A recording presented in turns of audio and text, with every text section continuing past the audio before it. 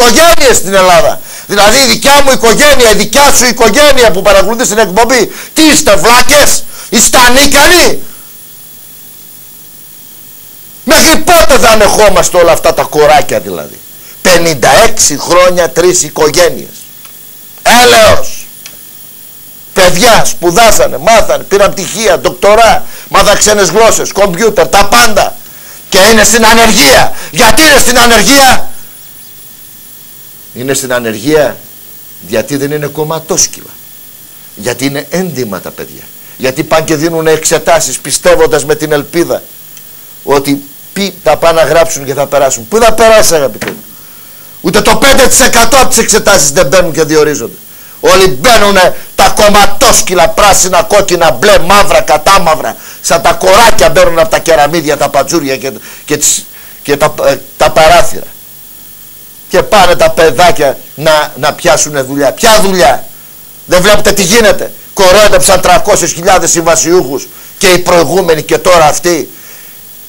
Και οι νέοι συμβασιούχοι θα ξανακοροϊδευτούν. Και τα ίδια και τα ίδια και τα ίδια. Η ιστορία επαναλαμβάνεται. 1974, 2006, 32 χρόνια απάτη. 32 χρόνια κοροϊδία. Το γεμάτο καλάθι της νοικοκυράς. Τα περήφανα γυρατιά. Το 200 ευρώ. Το γεμάτο καλάθι της νοικοκυράς που είναι τρίπιο. Μας φέραν το ευρώ και κατέστρεψαν την Ελλάδα. Ρήμαξαν τον τόπο τα κοράκια. Ποτέ δεν γίναν δημοψηφίσματα να ρωτηθεί ο ελληνικός λαός. Τους στέει η εξομολόγηση. Λες και η Ελλάδα τώρα στην εξομολόγηση έμεινε. Βέβαια. Τους στέει ο Σταυρός, τους στέει η εικόνα της Παναγίας, τους στέει η ταφή των νεκρών, γιατί να πληρώνονται οι παπάδες, γιατί να γίνεται εκκλησιασμός. Το 5% των ψευτοκουλτουριάριδων μαϊμού προοδευτικών δικεί όλη την Ελλάδα. Κατέλαβαν τα κανάλια, κάνουν πλήση εγκεφάλου τον ελληνικό λαό. Οι φασίστες όλων των κομμάτων, γιατί όλα τα κόμματα έχουν φασίστες, από την άκρα αριστερά μέχρι την άκρα δεξιά.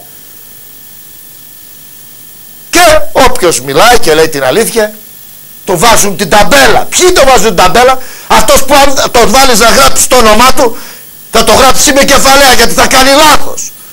Που δεν αγάπησε ούτε τη μάνα που το γέννησε. Που όταν τον πεις που είναι μια πόλη της Ελλάδος δεν ξέρει. Γιατί το μόνο που διδάχτηκε στη ζωή του ήτανε άλλα πράγματα. Γέμισαν την Ελλάδα ναρκωτικά, γέμισαν την Ελλάδα αλκοόλ, γέμισαν την Ελλάδα πόρνες, γέμισαν την Ελλάδα φακελάκια, γέμισαν την Ελλάδα κάθε καρδιάς καρύδι.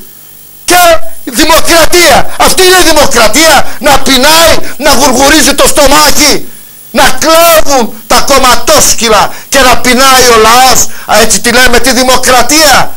Οι γενιοφόροι που γίναν πάμπλουτοι με βίλες, κότερα και λεφτά στο εξωτερικό, οι ξυπόλοιτοι που γίναν πάμπλουτοι και ο λαός ο έντιμος στη φτώχεια, αυτό λέγεται δημοκρατία?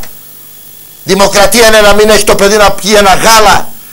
Δημοκρατία είναι οι αγρότες να εμπέσονται. Δημοκρατία είναι οι νέοι με τα διπλώματα να κάθονται στον καναπέ και στα καφενεία. Δημοκρατία είναι να μην έχεις λεφτά και να πεθαίνεις στα νοσοκομεία γιατί δεν έχεις να πληρώσεις.